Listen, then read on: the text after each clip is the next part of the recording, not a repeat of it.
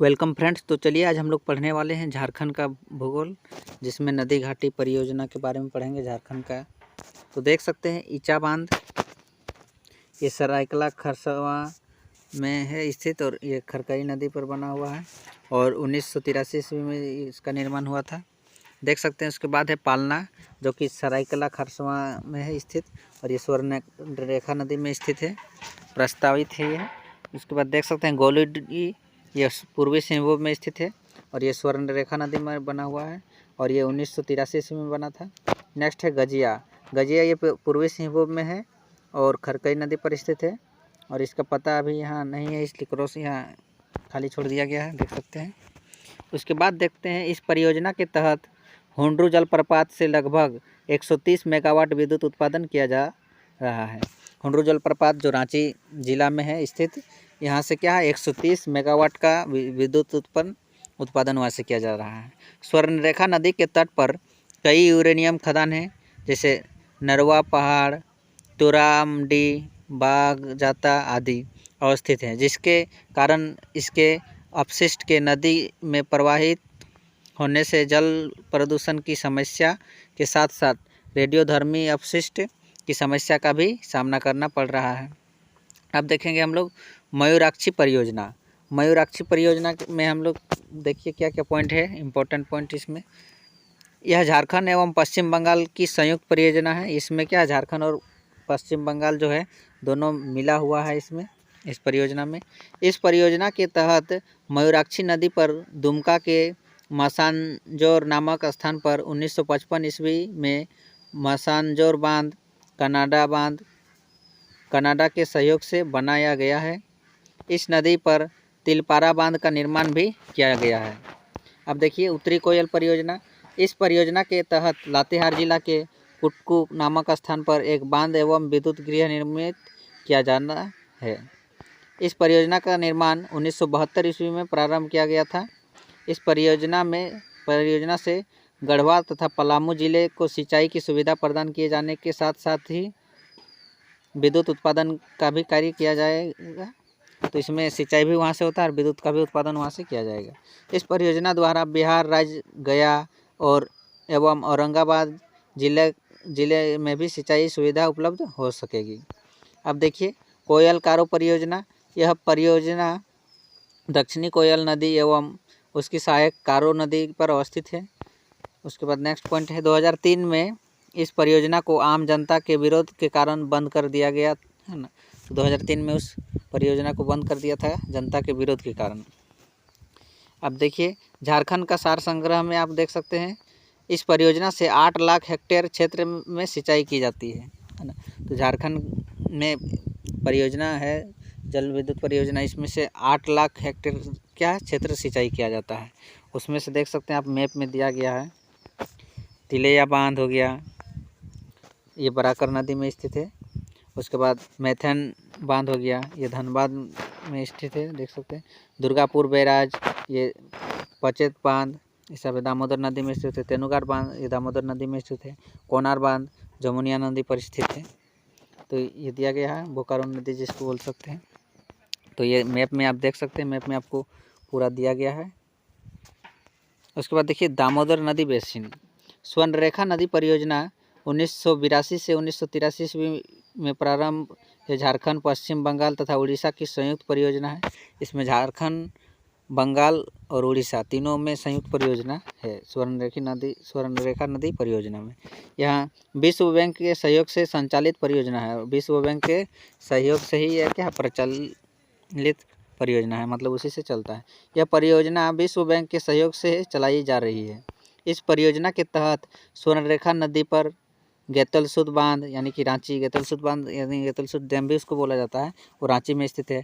Chandil dam या फिर चांडिल बांध सरायकेला खरसवा में स्थित है एवं गालूडी बांध ये पूर्वी सिंहभूम में स्थित है तथा खरकई नदी पर ईचा बांध पश्चिमी सिंहभूम एवं गजिया बांध पूर्वी सिंहभूम में बनाया जाना है। इसके अतिरिक्त इस पर पालना बांध सरायकेला खरसवा का निर्माण भी किया जा रहा है। अब देखिए स्वर्णरेखा नदी से संबंधित प्रमुख बांध। अब स्वर्णरेखा नदी से संबंधित कुछ प्रमुख बांध हैं, उसके नाम भी देखते जाइए, कौन सा जिला में वो भी दिया गया है, किस ईस्वी में बनाया है वो भी दिया गया है। तो बांध है गेतलसूद, ये रांची जिला में स्थित है। और नदी इसका बोला जाए तो स्वर्णरेखा में, और वर्ष ये 1971 में निर्माण हुआ था। चांडिल बांध ये सरायकेला खरसवां में स्थित है, और नदी देखा जाए तो स्वर्णरेखा में, और वर्ष है 1982 में। उसके बाद देख सकते हैं झारखंड की नदी घाटी परियोजनाएं। झारखंड में बहुउद्देशीय नदी घाटी परियोजनाएं हैं। अब वैसे परियोजना जो एक से अधिक उद्देश्य की पूर्ति के लिए निर्मित की जाती है, उन्हें बहुउद्देशीय नदी घाटी परियोजनाएं कहा जाता है। मतलब एक से ज़्यादा चीज़ के लिए हम उसका यूज करेंगे, उपयोग करेंगे, उसको हम लोग बहुउद्देशीय नदी घाटी परियोजना कहा जाता है, कह सकते हैं। इन परियोजनाओं के अंतर्गत नदियों पर बांध बनाकर सिंचाई के साथ साथ बाढ़ नियंत्रण, जल विद्युत उत्पादन, मत्स्य आदि का कार्य संपन्न किया जाता है ना। तो हमको नदी घाटी परियोजना से हमको बहुत सारा लाभ होता है। उससे हम सिंचाई कर सकते हैं, जल विद्युत उत्पादन कर सकते हैं, मत्स्य पालन कर सकते हैं। दामोदर नदी घाटी परियोजना में यह भारत की पहली बहुउद्देशीय नदी घाटी परियोजना है, जिसे 1948 ईस्वी में प्रारंभ किया गया है ना। तो भारत में पहली बहुउद्देशीय नदी घाटी परियोजना 1948 ईस्वी में प्रारंभ किया गया था।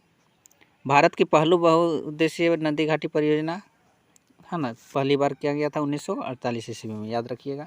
यह झारखंड एवं पश्चिम बंगाल की संयुक्त परियोजना है, और ये झारखंड और पश्चिम बंगाल दोनों का संयुक्त परियोजना है। यह परियोजना अमेरिका के टेनेसी घाटी परियोजना से प्रेरित है। इस परियोजना के संचालन हेतु 7 जुलाई 1948 ईस्वी को दामोदर घाटी निगम, जिसको DVC बोला जाता है, दामोदर घाटी निगम को DVC भी शॉर्ट नाम बोला जाता है, की स्थापना की गई थी, जिसका मुख्यालय कोलकाता में है। इसका मुख्यालय कहाँ है? कोलकाता में। इस परियोजना के अंतर्गत 8 बड़े बांध हैं। एक अवरोधक बांध है जो दुर्गापुर बांध है। 6 जल विद्युत गृह है, तिलैया, मैथन, बाल पहाड़ी, पंचेत, बेरमो एवं कोनार, तथा 3 तापीय विद्युत गृह है, बोकारो, चंद्रपुरा, दुर्गापुर का निर्माण किया गया है। इस परियोजना के 8 बड़े बांध तिलैया, मैथन एवं बाल पहाड़ी दामोदर की सहायक बराकर नदी पर है। पंचेत, अय्यर एवं बेरमो दामोदर नदी पर है, दामोदर नदी। बोकारो दामोदर की सहायक बोकारो नदी पर एवं कोनार नदी पर स्थित है। उसके बाद देख सकते हैं दामोदर घाटी परियोजना के 4 प्रमुख बांध है ना। तो 4 प्रमुख बांध इसमें दिया गया है, विशेषता एक कॉलम में दिया गया है, तिलैया, कोनार, मैथन, पंचेत का दिया गया है। तो देखिए प्रारंभ की तिथि, तो तिलैया इसमें देखा जाए तो 21 फरवरी 1953 ईस्वी में इसका प्रारंभ किया गया था। कोनार का प्रारंभ 15 अक्टूबर 1955 को किया गया था। उसके बाद मैथन का देखा जाए तो 27 सितंबर 1957 में किया गया था, और पंचेत का देखा जाए तो 6 दिसंबर 1959 में किया गया था प्रारंभ। और संबंधित नदी देखा जाए तिलैया तो बराकर नदी से है, और कोनार नदी से ही स्थित है, और मैथन बराकर नदी से स्थित है, पंचेत दामोदर नदी से स्थित है। संबंधित जिला का बात करें तो तिलैया कोडरमा जिला में स्थित है, कोनार हजारीबाग जिला में स्थित है, मैथन धनबाद जिला में स्थित है, पंचेत धनबाद जिला में स्थित है। और जलग्रहण क्षेत्र यानी किलोमीटर, तिलैया में जलग्रहण क्षेत्र 984 वर्ग किलोमीटर है, और कोनार में आपका 997 किलोमीटर स्क्वायर है, मैथन में आपका 6293 किलोमीटर स्क्वायर है, और पंचेत में आपका 10,966 वर्ग किलोमीटर स्क्वायर है। उसके बाद इस परियोजना के तहत झारखंड में स्थापित ताप विद्युत केंद्र 2000 मेगावाट व जल विद्युत केंद्र 147.2 मेगावाट की कुल विद्युत उत्पादन क्षमता 2147.2 मेगावाट है। तो ये फ्रेंड आपको इससे आपको SSC, UPSC और CGL और अदर कॉम्पिटिटिव एग्जाम में भी हेल्पफुल होने वाला है। तो इसको आप याद रखिएगा। मिलते हैं नेक्स्ट वीडियो में, तब तक के लिए जय हिंद, वंदे मातरम।